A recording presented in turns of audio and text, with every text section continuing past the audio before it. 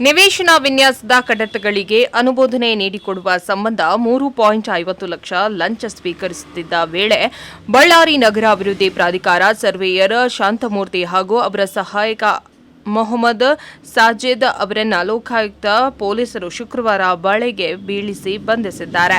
ವಾಲ್ಮೀಕಿ ಜನಾಂಗದ ಹಿರೇಶಿ ನೀಡಿದ ದೂರಿನ ಮೇರೆಗೆ ಲೋಕಾಯುಕ್ತ ಪೊಲೀಸರು ಕಾರ್ಯಾಚರಣೆ ನಡೆಸಿದ್ದಾರೆ. ಪ್ರವೀಣ್ ಕುಮಾರ್, ಕುಮಾರಸ್ವಾಮಿ, ರಘುನಾಥ್ ಹಾಗೂ ಬೃಂದಾ ಅವರಿಗೆ ಸೇರಿದ ಜಮೀನುಗಳ ಏಕ ಹಾಗೂ ನಿವೇಶನದ ವಿನ್ಯಾಸದ ಕಡತಗಳಿಗೆ ಅನುಮೋದನೆ ದೊರಕಿಸಲು ಸಂಬಂಧಿಸಿದ ಕಚೇರಿಗಳಲ್ಲಿ ಕೆಲಸ ಮಾಡಿಕೊಡಲು ಹಿರೇಶಿ ಜಿಪಿಎ ಪಡೆದಿದ್ದರು ಎನ್ನಲಾಗಿದೆ.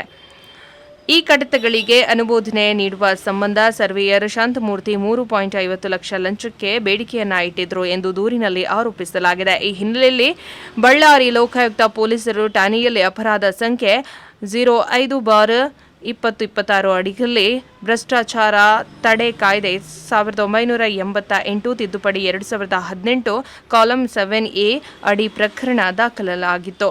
ಶುಕ್ರವಾರ ಮಧ್ಯಾಹ್ನ ಸುಮಾರು 12:30 ಗಂಟೆಗೆ ಬೂಡಾ ಕಚೇರಿಯಲ್ಲಿ ಶಾಂತಮೂರ್ತಿ ಅವರನ್ನು ತಮ್ಮ ಸಹಾಯಕ ಮೊಹಮ್ಮದ್ ಸಾಜಿದ್ ಮೂಲಕ ದೂರುದಾರರಿಂದ 3.50 ಲಕ್ಷ ಲಂಚದ ಹಣ ಸ್ವೀಕರಿಸುತ್ತಿದ್ದ ವೇಳೆ ಲೋಕಾಯುಕ್ತ ಅಧಿಕಾರಿಗಳು ದಾಳಿಯನ್ನು ನಡೆಸಿದರು.